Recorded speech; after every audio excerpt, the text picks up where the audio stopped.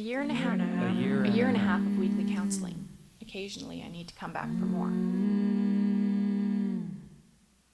210 hours. 210 hours of self-exploration, including books, online articles, forum discussions, and mirror scripts.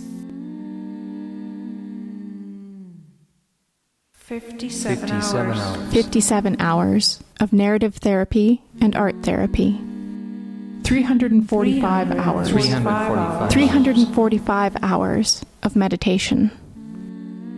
767 hours. 767 hours of self-care, including crying in a blanket, warm baths, talking to a friend, watching films, reading books, writing, singing, swimming, and riding a bike. 40 hours. 40 hours of Krav Maga. Hours left to complete recovery? Uncountable.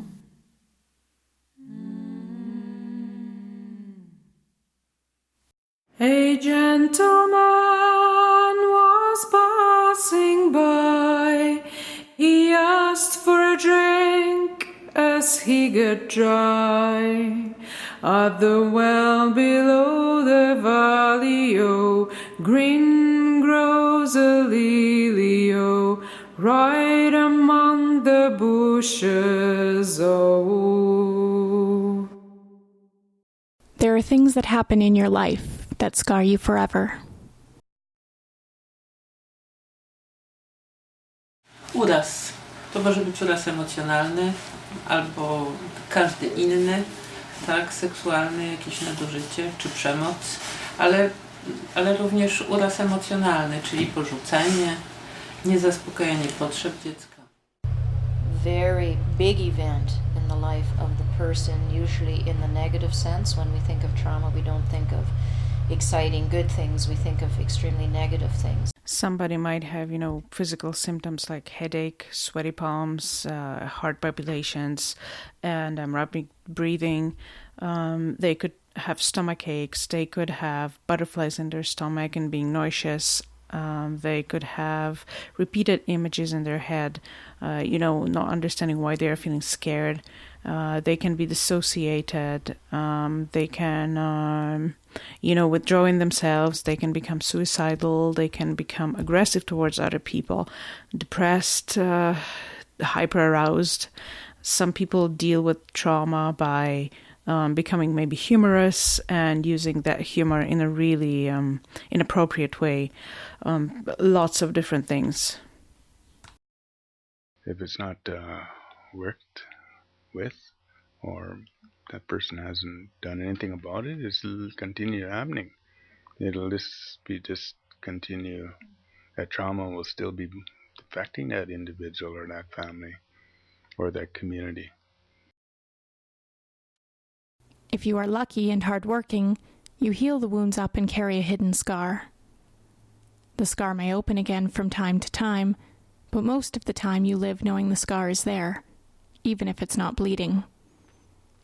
You may learn to deal with it, care for it, and prevent it from opening, but it's something you never forget and never quite detach from. Essentially, sex abuse or child sex abuse is enticing a child to engage in some kind of sexual activity that is not really known by the child, or really not realizing what the child is getting into, and it's crossing boundaries. Child sexual abuse is one person or anybody taking advantage of a child for their own sexual pleasure, whether it's touching, showing pornographic material, reading erotica, looking at kids and having them undress and taking pictures of little kids and using that for sexual gratification. Having said that, that's not the sexual gratification, it's another need that's being met by the perpetrator. No to jest dotykanie dziecka w sposób seksualny dla własnej gratyfikacji. No. To nie musi być penetracja oralna, analna czy genitalna, ale to może być również obnażanie się przed dzieckiem, tak uwodzenie go. Są nadużycia bezdotykowe, które polegają tak naprawdę na kontakcie między dorosłą osobą a dzieckiem, który to kontakt jest niewłaściwy ze względu na seksualną postawę dorosłego. One thing I was requested to do in my counseling was to write my family story. I did more than that. I went to visit some relatives and hear their stories, to touch old pictures and eat homemade strawberry cake while listening to difficult truths and secrets that were kept away from me and never discussed. I set out on a journey to see how my family was affected and how it reacted to my abuse. But instead, I received an understanding of how their abuse and their dysfunctions affected me. You'd fill him a drink as he got dry at the well below the valley. Green grows a lily, right among the bushes.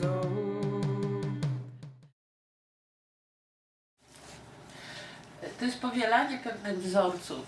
Nie wiem, manipulująca, niedojrzała matka w taki sam sposób prawdopodobnie była traktowana przez swoją matkę, jakby wykształciła pewne metody zachowań, przeniesie to na swoją córkę. Tak długo jak ktoś w jednym pokoleniu, jedna osoba nie pójdzie na terapię, tak te metody postępowania, czy te zachowania, czy te sposoby reagowania będą przekazywane z pokolenia na pokolenie.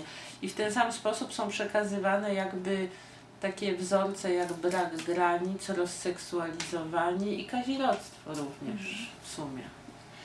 Przemoc. Abuse is a cycle and that it goes from one generation to the next. I think for us, for First Nations people, it's called historical trauma. Okay.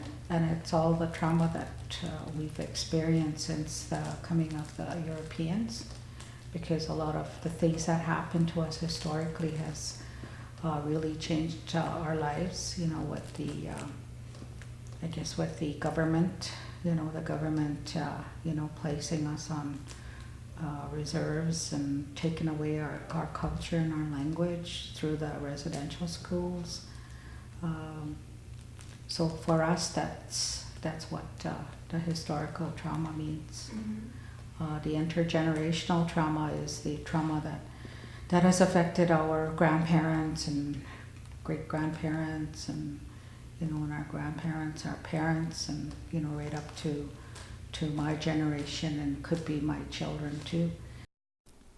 In search of understanding, I am visiting my aunt. I get to know quite a lot of my family's history from this heartwarming visit. I see places where my family's houses might have been in the past. Even though it is a bit scary to dig out difficult truths, I know this is not about only me and my partner anymore. It is about a tiny human being who will appear soon in our lives. This is my story. Or, actually, my family's story.